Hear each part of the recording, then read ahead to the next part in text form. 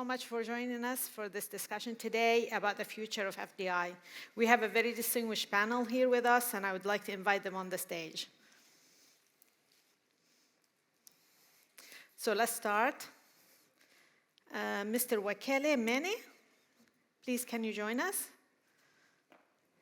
Oh, sorry. Thank you.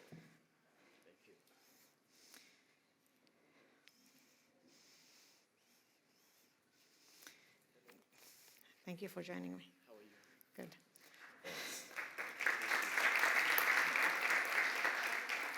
Ms. Asaya Lam,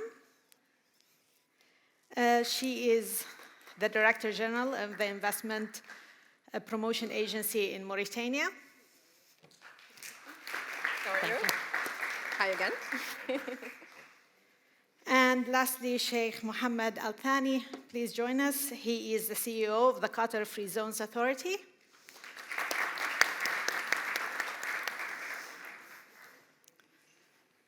Thank you for joining us.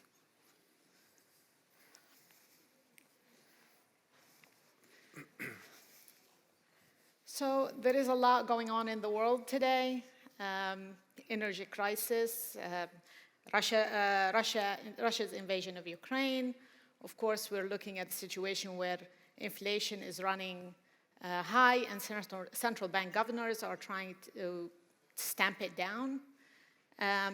All of these factors are adding to a complex picture for how FDIs will be deployed globally. And people like you, of course, will be able to help us figure out what's the future for FDIs across the world. So I want to start with you, Mr. Sheikh Mohammed, and ask you first, as you look at a very volatile market globally, with inflation, energy crisis, with China reopening, which adds a positive spin, of course, where do you see the best opportunities across the world? Thank you, Zainab, and it's a great pleasure to be with all of you here today. It's exciting also to see, Qatar Economic Forum taking place for the third consecutive year here in Doha. We have all seen over the last 5 years, a massive reshuffling in the global supply chains, and this was really driven by two key factors. One being the pandemic, and the second, escalation of geopolitical tensions in some parts of the world. So really, as the CEO of Qatar Free Zones Authority, I speak to investors globally. And what I'm mostly struck by is the commitment for increased investment and global expansion. So the volatility has really not stopped investors from looking at global expansion, but rather more thoughtful and careful. Investments, what do investors really look for? They look for geographies that are least affected by the volatility, geographies that are least affected by the energy crisis. We've seen in the last few years, countries like Qatar and other energy-producing states in the Gulf have emerged as obvious winners out of this.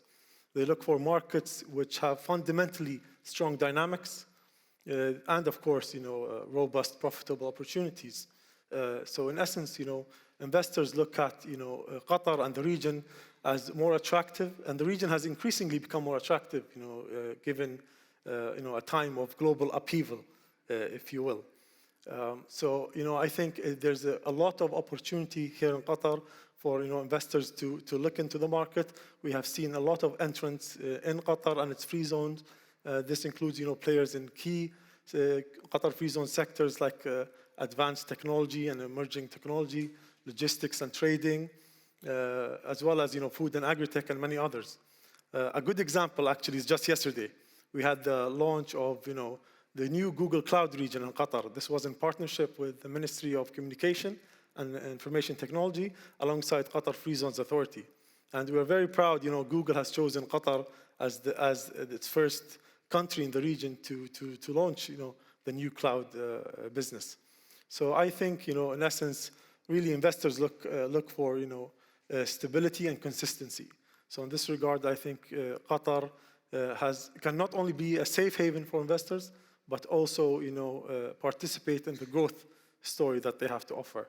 And a good example of this, the World Bank has estimated a 3.5 growth in the region, I think in non-hydrocarbon sectors. So this is really, despite all the global headwinds, so this is really promising, I think. Absolutely. Secretary General, basically you're looking at a situation across Africa where there were several countries seen by the IMF as among the most expected to grow economically this year in 2023, despite the headwinds. Your mission have been to try to encourage more FDIs into Africa. Can you tell us, is the picture changing? Are you seeing less because of all the headwind and all the issues happening globally? And what can you do and your organization to, or governments across Africa to try to lure more of the investment flows? Well, thank you very much to Bloomberg and the government of Qatar for inviting me. I'm very happy to be here. There are two events that have caused investor sentiment to be subdued in respect of the African continent. Of course, COVID-19 pandemic, the disruption of supply chains that caused many countries in Africa to fall back from a fiscal point of view because they had to dig deep to provide public health services, and so that meant rising fiscal debt. So COVID-19 was a significant problem from an investor flow point of view. Obviously, the emerged geopolitical context is a second factor that is causing investors to have a subdued sentiment for further foreign direct investment, either in manufacturing, portfolio investment. These are the two factors.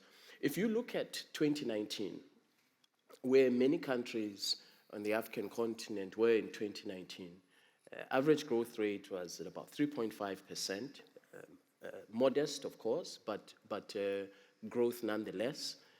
And at that time, of the 10 fastest growing economies in the world, 6 were in Africa. And the African continent was the second most dynamic region in terms of growth in 2019. And obviously, we've seen a reduction of foreign direct inflows into the African continent as a result of these factors that I've just mentioned. His Excellency mentioned the tightening of monetary policy. That is also a factor. We are seeing rising inflationary pressures on food, causing food insecurity. All of these create a very, very negative outlook. However, I believe that we have to take the crisis and create an opportunity for growth of investment year on year in manufacturing. I will give you an example. The world is transitioning from combustion to electric vehicles, combustion engines to battery-powered electric vehicles. The lithium that is required has to be manufactured somewhere. Well, of the top 5 producing lithium countries in the world are in Africa. So investing in renewable energy, investing in the manufacturing sector of vehicles is an opportunity. The second area that we see is in hard infrastructure, infrastructure that supports trade in Africa. Trade in Africa, as we know, is constrained by a number of factors. Chief amongst those factors is the infrastructure deficit, which is estimated to be close to $150 billion annually. That infrastructure deficit is also an opportunity for investment. We have already seen African Development Bank investing over the last 5 years close to $40 billion in infrastructure in Africa, rail connectivity, port connectivity. We've also seen Afrexim Bank investing also significant amounts in trade supporting infrastructure. So the way I see it is that, yes, we're in a crisis, but this crisis presents opportunities for investment in areas that the projections position Africa in 20 to 30 years' time for those investors to see returns on their investment, including in the areas of special economic zones where the manufacturing, where the manufacturing of what is required to continue to power the global economy, the industrialization that will be required. And for the energy transition, of course. Absolutely, for the energy transition. So these are the areas that I believe there's continued opportunity for investment. And Ms. Lam, can you tell me a little bit about what's happening with Mauritania, and to what degree are you able, or is the government able, to implement policies that attract investment? And are you seeing actually the appeal hold among investors? Thank you, Zainab. Good to be here. Thank you for the invitation, and also thank you to the state of Qatar for having us. As my co-panelist said, we're currently living, obviously, in a recession. But as a country, Mauritania is already positioning itself for the recovery. We, as a government, are working, obviously, on implementing policies to be more attractive. We worked a lot in the institutional framework. The agency that I'm leading was created 2 years ago. And it was really the materialization of the vision of the president to put Mauritania more on the map and to have a more enabling environment to attract more FDI. So we work a lot on the institutional framework. We are currently revising the investment code, the mining code, hydrocarbon code, in order to make it more attractive. And also, because of what's happening in the world, we have to be more cautious in terms of the fiscal policy, the debt restructuring. For the past 2 years, we've been focusing a lot on that. We just embarked on an IMF program, and we worked a lot on the debt restructuring to be able to be raising more capital, a cheaper capital.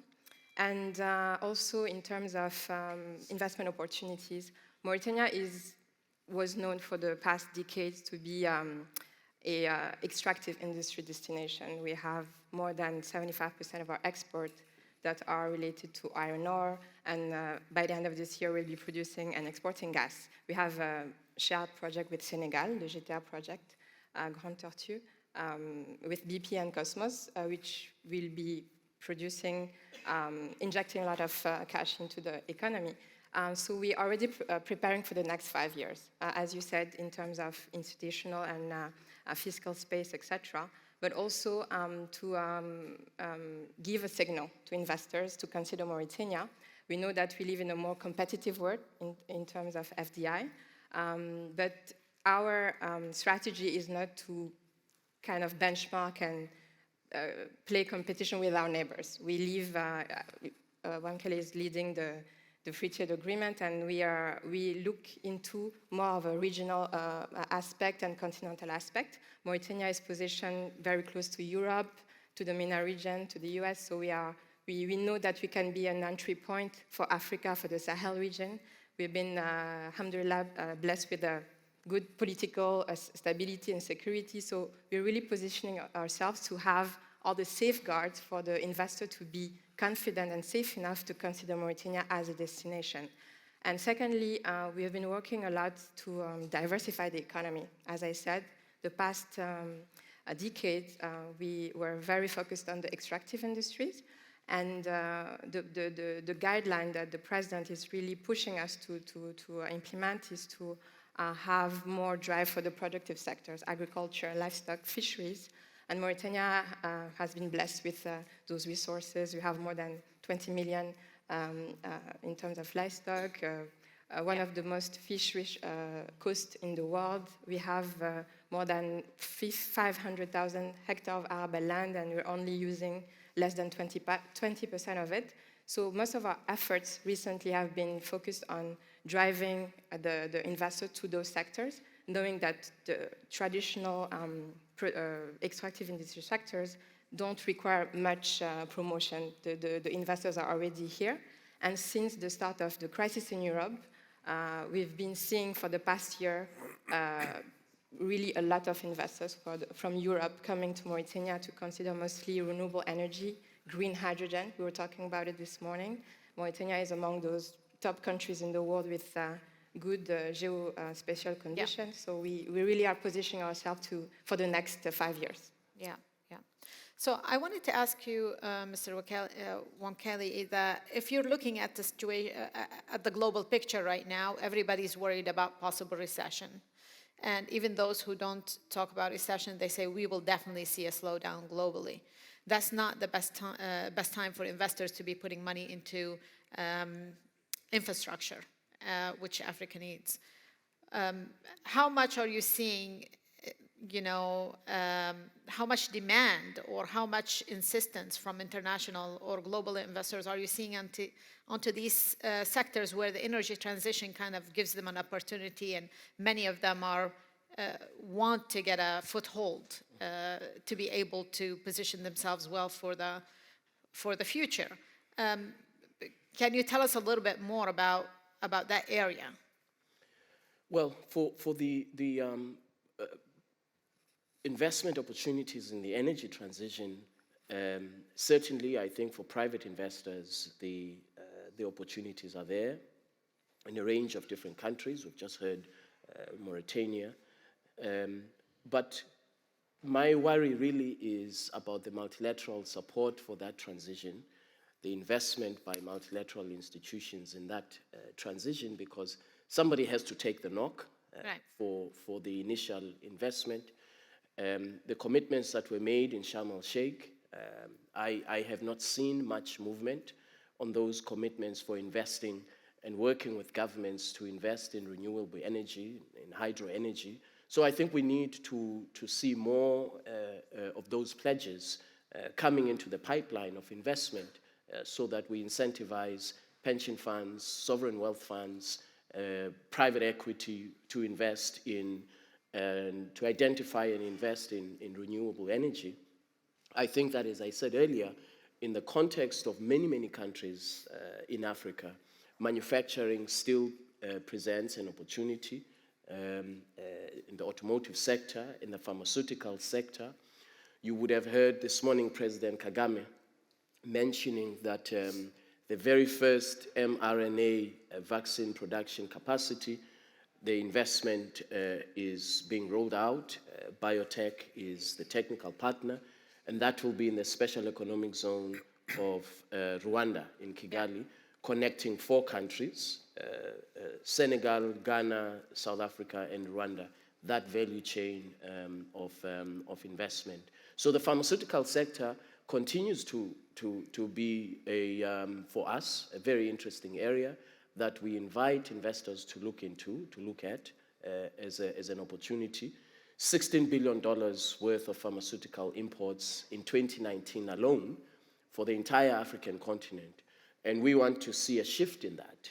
We want to see imports, what was previously imports, being produced in Africa. And we are looking to partner with global investors to make that a reality. Transport and logistics. I'm happy that Qatar and Qatar Airways are partnering with a number of countries on the African continent. Again, President Kagame mentioned the infrastructure project that is taking place with the building of an airport and a logistics hub. Not only Qatar Airways, but DP World also identifying opportunities in East Africa for infrastructure development. So these are the opportunities that exist, but they will require quite a lot of effort on our parts to convince investors, not only foreign investors, but also African investors, to convince them that from a policy environment point of view, that the conditions are there for them to invest safely. And of course, from the point of view of legal protections of their investment, that the legal protections are there. And I'll be the first one to admit that in the past, this has been a challenge, a significant challenge of providing enhanced legal protections for whether it's portfolio investment or hard infrastructure. Sheikh Mohammed, I want to ask you a little bit about the region. For us, the region has always been a source of funds outside. We've seen sovereign wealth funds invest heavily across Europe, Africa, the US and Asia. But what are the opportunities for investments in the region? And are you seeing now more sectors being opened for investors? So, since the launch of Qatar National Vision back in 2008, we have made immense progress across all verticals. But let's take the infrastructure projects as an example. From the airport to the roads to the facilities surrounding them, you can see, tremendous progress to date. And this was really driven by the FIFA World Cup of 2022, late last year, which was a huge success. So in fact, the FIFA World Cup also was a great way, in my opinion, to showcase Qatar and the region to the world and the investors what the region has to offer. So I think the ongoing developments on the ground, which was boosted by the World Cup, poses a huge opportunity for investors looking to tap into Qatar, tap into the region. I think that's one of the greatest opportunities for investors today. And if you look at Qatar more specifically, what are the success factors? I like to call them the usual suspects. It's a stable political climate. You got a business-friendly environment, and really being strategically located in the crossroads between East and West. Now, if you take the region as a whole, what do you see? You see a fast-growing youth population. You see, underserved service sectors.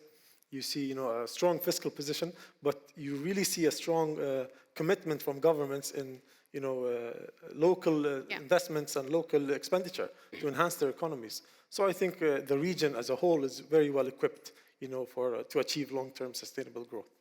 And the sectors? So the sectors, I think, is, across the board. So I think, namely, the three sectors that we have seen a boom in the past decade. Infrastructure.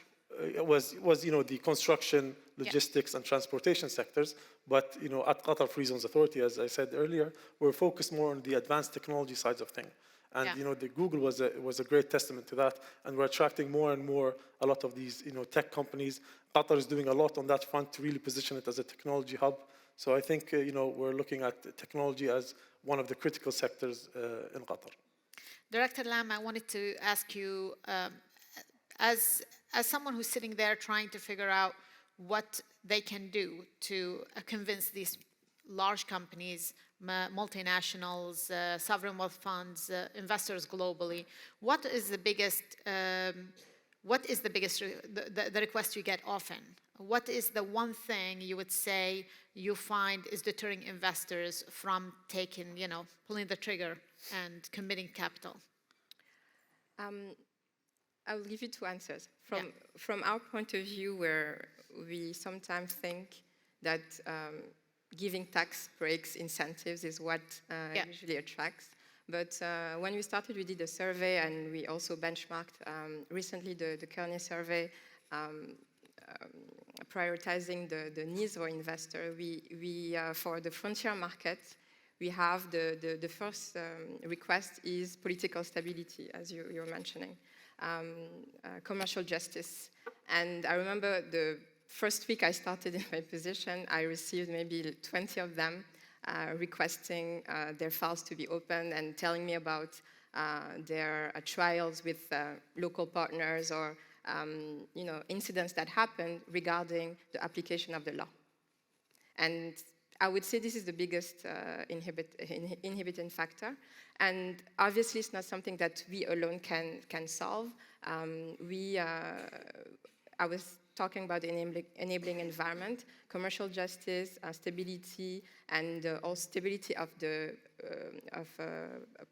in a political level, but also stability of the taxes, predictability. This is those things that they look at, and we need to make sure that in the law, in the application of the law, are there policies that are being now implemented to kind of address some of those issues specifically? Absolutely. As I was saying, the institutional framework. One of the things that the president put in place was the High Investment Council that he's chairing himself. And we are assuring the secretariat of it. And the first meeting was held last year. It's a roundtable of global investors and local investors, and they're speaking directly to the president to tell him about the problems that they're having as investors. And us as an agency, we take notes and we propose reforms directly to the president, and he makes the commitment himself to address them before, for example, the next meeting. So those type of frameworks that really encourage investors to kind of go forward.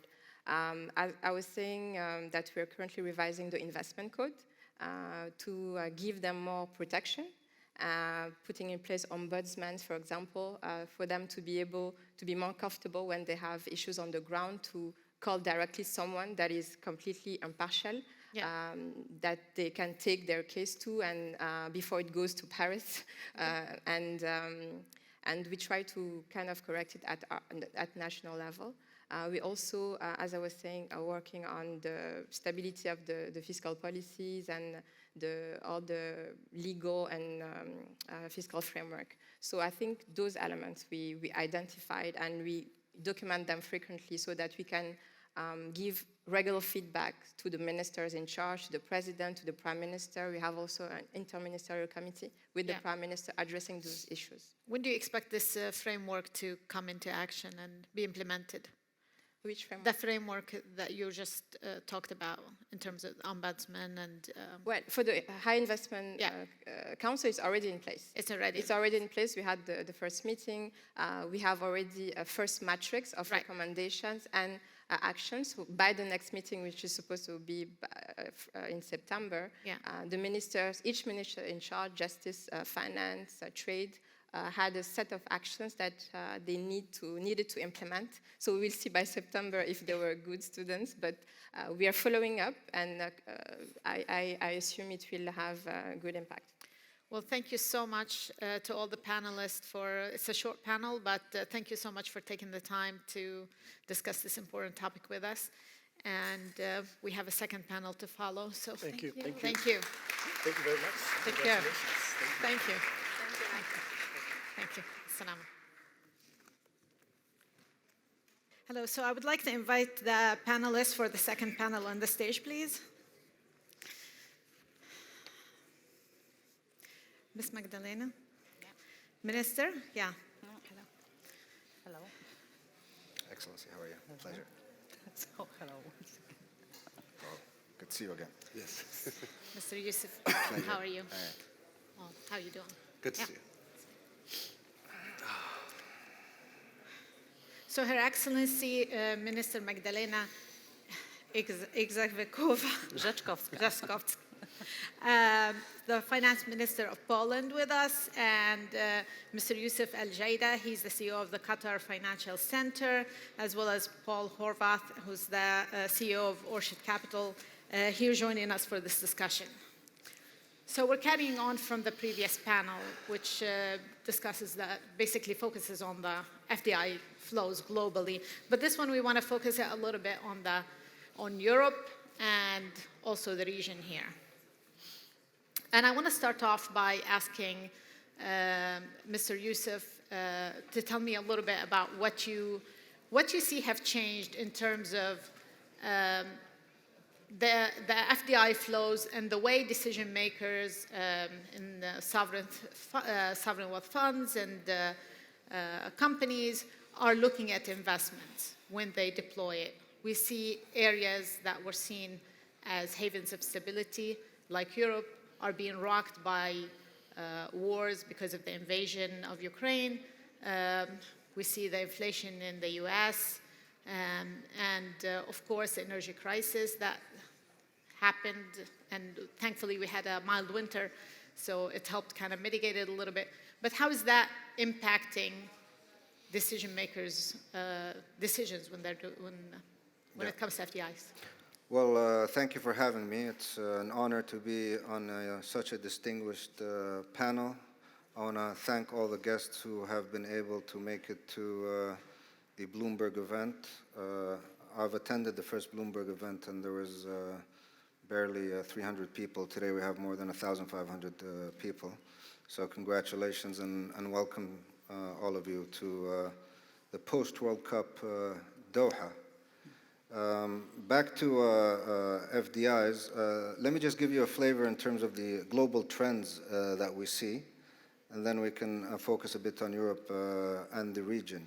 If you look at the post-pandemic foreign direct investment flows in 2021, the numbers were pretty positive because FDI increased 64% in 2021 to around $1.6 trillion globally. And then in 2022, of course, you had the impact of the Russian-Ukraine war, which had a triple effect, I believe, on FDIs, not only in Europe, but the rest of the globe as well. You had the triple effect of food, fuel, and finance, which caused, of course, a massive fear in terms of rising interest rates, rising energy costs, disruption in supply chain. So the impact was massive, and hence you had a reshuffling in terms of FDI flows globally. So in 2022, if you look at the mergers and acquisitions, they were 6% lower, and project financing around the world was 30% lower than 2021. So you had this rise in 2021, and then this complete collapse in 2022. Now, if you look at the European situation, FDI was definitely hit in 2022. It was 7% lower than 2021. I mean, most of the FDIs in Europe is mostly concentrated, I would say 50% in France, the UK, and Germany. And all of them were hit by basically the war, supply chain disruptions, inflation, and soaring energy costs. So I think the picture in Europe was definitely disrupted when it comes to FDI, and we know this because we follow this in Qatar. I mean, we have heavy investments in Europe. We have $40 billion in the United Kingdom. We have $27 billion in France, and we have $24 billion in Germany.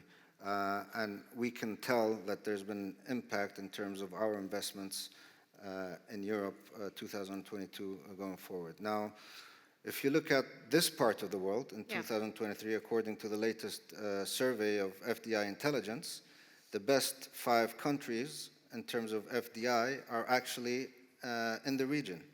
Qatar is ranking first, and second you have India and Morocco, and those countries are expected to outperform the rest of the globe in terms of FDI. I can speak about the Qatari story, of course. Most of it is due to the expansion in liquefied natural gas. Qatar Energy has already signed contracts with Shell, Total, ExxonMobil, and Eni, and the total FDI expected in the next 3 years is $50 billion, which ranks Qatar the first in terms of FDI flows. And then India, you have massive inflows in terms of manufacturing and silicon investments as well. Semiconductor investments as well. And then Morocco, surprisingly, has also massive investments in terms of manufacturing. So I think this part of the world is going to outperform for the next 5 years. It's a positive outlook. The factors are clear in terms of political stability in the region. Amazing to watch, to see the reverse and the change after years of capital flowing out of the region, to see capital coming into it. Definitely. And I can say there's competition, but competition is healthy. We have Qatar, Saudi Arabia, and UAE, I think, competing for most of the FDIs. Again, our FDI was focused mostly on oil and gas, but we've had certain successes as well in ICT and financial services and professional services in general. And that trend, I think, will continue for the next 5 years. Again, political stability, connectivity in the region, and the energy cost is beneficial to the region, and hence you're going to have fiscal surpluses for the next couple of years. Minister, I wanted to ask you about how's the impact on Poland and obviously the rest of the region in Europe, and what do you think can be done? How can governments respond? I must say that opposite to what was said about France, Germany, and the, let's say, western part of Europe, Poland and the region is doing quite well in the FDI's area. To tell you, as an example, the numbers, from 2019, we had 19 billion US dollars increase in FDIs, and in 22-23, 30 billion US dollars. So it is almost doubled the number of FDIs which come to Poland. And the increases for the Eastern and Central and also Southern European countries is like 20-30% year to year. So it is really a good place in Europe, despite the circumstances, despite the war in Ukraine, which is just outside the Polish border. This is the good place to invest, to be present. And FDIs coming to Poland are mostly from Western Europe. This is 80%, but still new investors are coming and are present there. Also, what I see is the investors, the companies moving from our eastern borders, and from Belarus, from Ukraine, of course, because of the war. But also the good climate for investment is connected with the future, which we expect, and I think we expect quite soon. It's the opportunities which will be given by the rebuilding of Ukraine. And the region and Poland, of course, needs a lot of investment, and the main factors driving areas for FDIs are, of course, green transition, which was already mentioned, infrastructure, but also digitalization, automation of the industry 4.0, let's say. And in Poland, we have very low unemployment. We have very skilled, competent, and dedicated labor force, and global companies like Google, like Visa only today, they open new businesses, new investments in Poland, and these are the hubs for services in research and development, in ICT, so in retails also. So it's really kind of a specialization of the region in delivering such services on a global scale. And what we do as a government to attract the investors is, of course, trying to give them a stable legal system, a stable situation. Stabilization is really very, very important, and it was stressed during the previous panel that the entrepreneurs, the companies, the investors, they expect that especially the tax frame will be stable for them. And what we propose, it is the solutions under the Polish investment zone, but also tax incentives and special investors agreements. So the framework under which the company, the investor, receive a certain authority stamp, let's say, that their tax situation will be stable for several years, and it's guaranteed by the state. It definitely encourages companies to come in. Paul, I wanted to talk to you about what we were discussing earlier, the change in paradigm, the different models. How are different investors looking at where to deploy their cash? Yeah, well, I'm glad you're asking that question, because I think it's more than an important question. I think when it comes to foreign direct investment, I think it's the defining question. So first of all, I want to thank Bloomberg and our hosts, the Qataris, for having us at this important forum at this important time. Second, I want to thank the both of you for making sure that there's good Eastern European representation on this panel. In addition to being American, I'm also Hungarian. So between Her Excellency, myself, and our Prime Minister, who was here earlier today, thank you for remembering that it isn't only just about Germany, France, and the UK. But thirdly, I think that when we talk about the changing paradigm, I think that we should really tip our hat to the Qataris. And I'm not just saying that because we're in Qatar, but I think that the global investing and geopolitical paradigm has something to learn from the Qataris, who, maybe out of necessity, but for sure, it's been longer term, but for sure over the last 5 years, have showed a model of how one can geopolitically, economically, philanthropically navigate conflict and confrontation. And I think you were talking about other ways in which Qatar is number one. I think in this way, they have been number one. Why do I think it's so important that we listen to the lesson of the Qataris? Because we are at a turning point. I think a very important turning point. The last 30 or maybe even 40 years, as the wall came down and the post-war institutions really set in, we've seen more peace and prosperity in this time than in any other time in world history.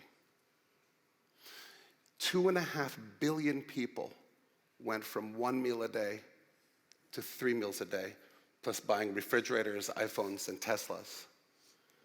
And that's benefited not one or two areas, but that's benefited people in this region, people in Africa, people in Southeast Asia, people everywhere.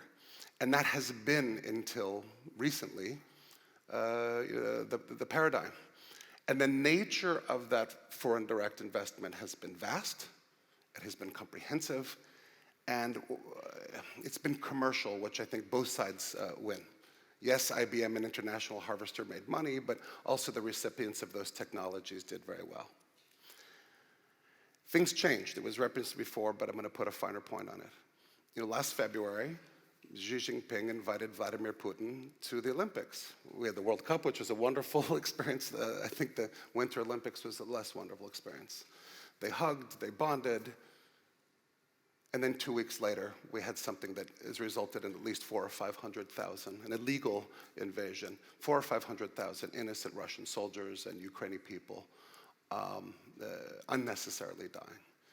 And now, as we see, we'll talk about what's going to happen in that conflict, but we see what the alternative regime, you have the Russians and the Chinese inviting, a lot of talk about India, and indeed apparently the French, saying, well, let's use this opportunity to change the world.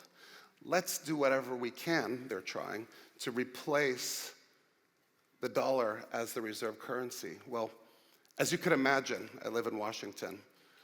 Not a lot of people who are excited about that concept in Washington, but you'd expect them to be that, so that's what they're doing. But think about what this means. A divided world, a decoupled world, a broken world is a poorer world. How many hundreds of millions of people from that 2.5 billion are going to go backwards in that world? So the question for all of us to consider is, do we want door number one, which is some type of return, with changes, because there have been changes, or do we want to go to the picking sides? As excited as some of the people I mentioned earlier about the prospect of dethroning the US, which I understand that, if we pick sides, I think everybody needs to think of the FDI, the commercial, the political, the geopolitical, security, and military implications of that. So my hope is that we can go to the Qataris and say, you know what, how do we get to door number one? How do we manage that conflict and confrontation rather than door number two? Because as Mr. Mina said, you can have all of the private interest, but if you don't have those multilateral institutions to help, we could be half a century behind. Minister, I wanted to ask you, how important are FDIs or the continuation of the flows of FDIs for Poland and Eastern Europe in general? It is, of course, very important, like in every other region or every other country. Without new investment, there will not be no growth. And Poland was, I think, what happened in Poland after gaining the freedom was a kind of an economic miracle, because we had 30 years of constant growth with no major crisis on the way. So the growth is possible and was possible because of the FDI attraction to Poland, but also because of the public investment. Only recently also consumption was adding very much to the growth. But of course with the economy slowing down, with the energy crisis, with the war in Europe, it is the growth, the economy is slowing. So even it is of a greater importance to have and to keep the pace of the public investment, but also to attract the FDIs to our region, to Poland. And there is really much to do and much a lot of challenges for the region. As I mentioned already, this is the green transformation. It's even more important than it was before because we are speaking about the security. We know what happened because of the war and because of the Russian aggression. We had to cut our supplies from Russia, from oil, with gas. Poland was prepared for that because we knew that the danger is there and that we have to diversify. And therefore, the cooperation with the Middle East, with Qatar, with Saudi Arabia, for Poland is crucial for our security also, for diversification of the energy sources. And the green transformation is even more important now because of the security issues. Yeah. But also security, it means the growth, it means the better infrastructure, it means the new technologies, new opportunities which comes from technology, from the digitalization, and for this you need capital, you need investors, and it's also it pays off back. Yes. Are you seeing a new class of investors coming in? Are you seeing new investors come in, or is it the? Yes, I already mentioned that we have this. Let's say a kind of a specialization which I see. Yeah. Yes, with the ICT services sector, with fintech also, with new technologies which are coming to Poland, and the services are for the global. It's not only for of course. The Google was mentioned. Also with the clouds, Microsoft also opened some new clouds in Poland. So we are just being some kind of a hub for services and some kind. But we have also big projects which are going not only in Poland but in our region, in the Visegrad countries, but also within 12 countries which are gathered in the Free Seas initiative. And under this, we think about the big infrastructure projects. In Poland, we are thinking about the new airport, new hub for the region, which I hopefully will be there. And this is also a great opportunity for FDIs to be present and to be in this project also. Hopefully. Paul, I wanted to get back to you and ask you about inflation. Do you think inflation has peaked now? And do you think we will see more the Fed raise interest rates? Yeah, that too is an important question. And well, if you ask like any economist, and I'm not an economist, but I was an economic student, I'm going to answer it depends. I'm not as relaxed as many people, even Secretary Mnuchin, that we're for sure not going to see very many more rate rises. It could be. I think the key question, and this is a good place to have it, is energy. This is a good place to have this conversation. So there's the steady state case, which we all believe in right now, which is that there's going to be a pause, and we see. And maybe that's a 60% chance. But I'm going to give a bearish answer and a bullish, and it's dependent on two things, two subjects, in fact, we've been talking about here.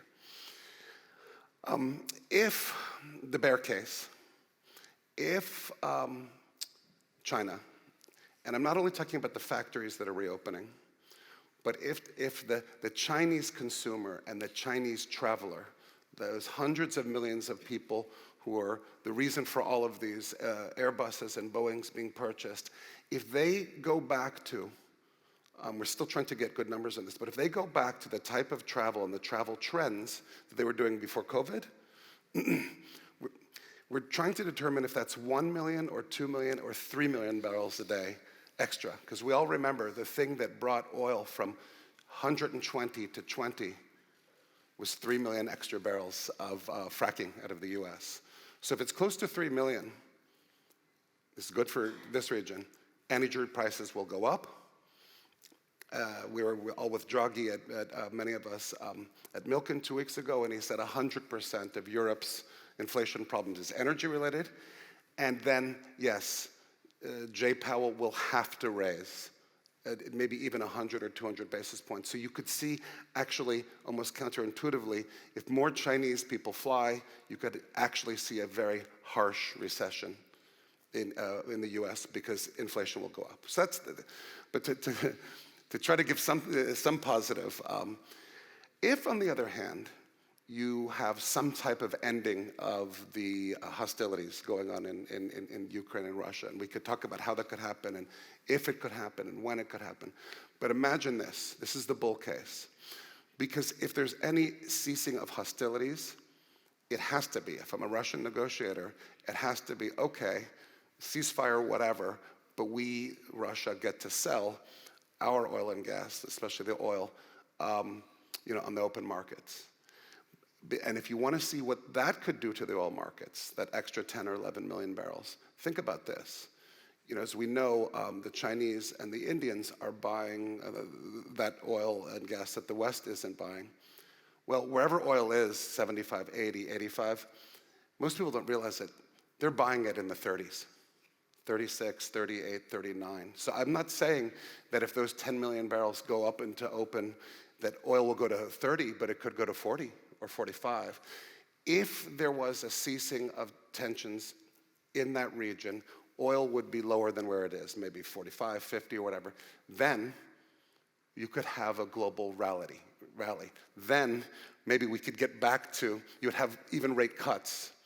And then we could get back to, again, the type of foreign investment that I think we want, which is commercial where both sides win, versus some of the, dare I say, predatory, and Africa is a better case than most, although in Eastern Europe, this Chinese version of, well, it's foreign direct investment, we're going to help you, but there's all these conditions. So I'm obviously hoping for the bear case, but I think those are, there's lots of factors, but I think those are the two levers that we should look at very closely if we want to answer. And you're not, kind of leaning towards one or the other. Which one you think will have more of a likelihood of happening? Well, funnily, it's a mixture of both, and we position ourselves, just so you know. We do well when volatility is high, so either one, we're going to do well in our funds and our local and international investors.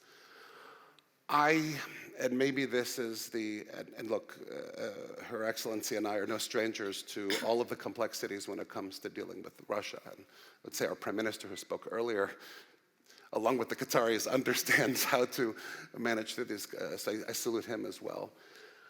I think that one way or another, this thing is going to have to end. I think both sides are tired, they're out of gas, they're out of people, they're out of munitions, and we may be, I'm hoping, we may be seeing this conflict, how the light bulb burns really bright before it goes out.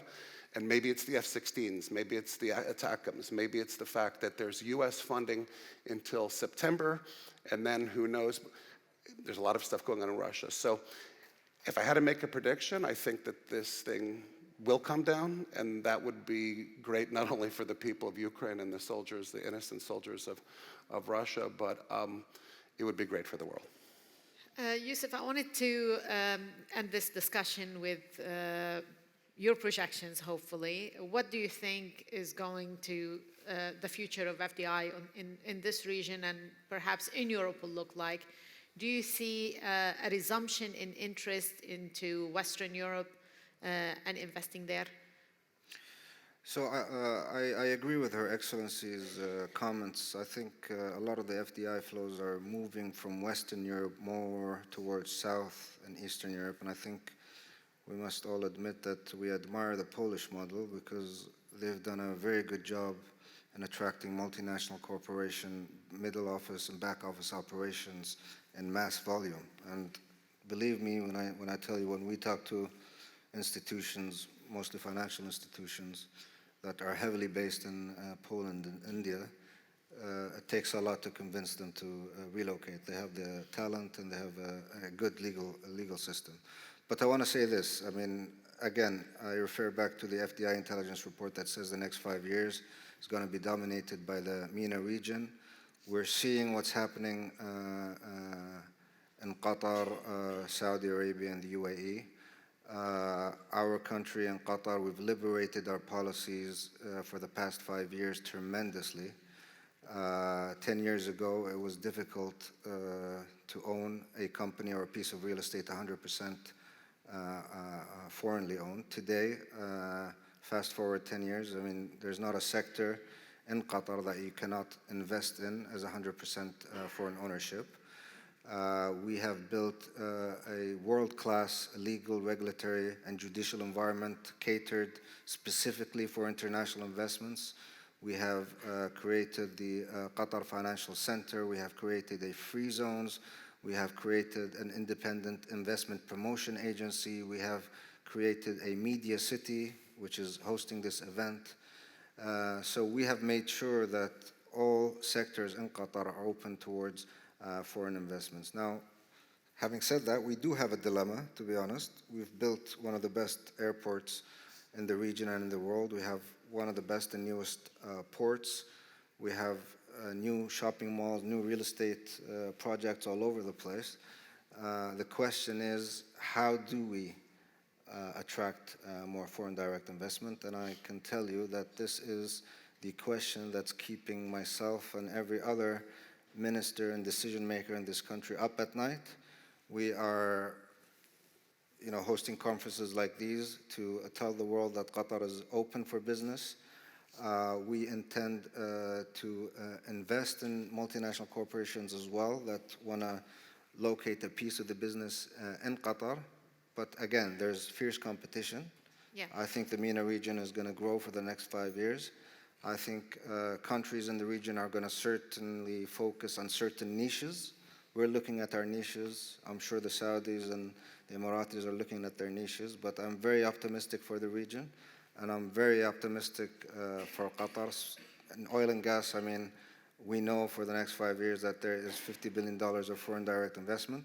We are working on other sectors to also enhance FDI in manufacturing, financial services, digital assets, technology, and some other plays as well. So to answer and conclude, I am very optimistic for the MENA region for the next decade. Thank you so much, Yousuf. And on this optimistic note, thank you to my panelists. Please join me in a round of applause for our panelists. Thank you. Have a good day. Thank you so much.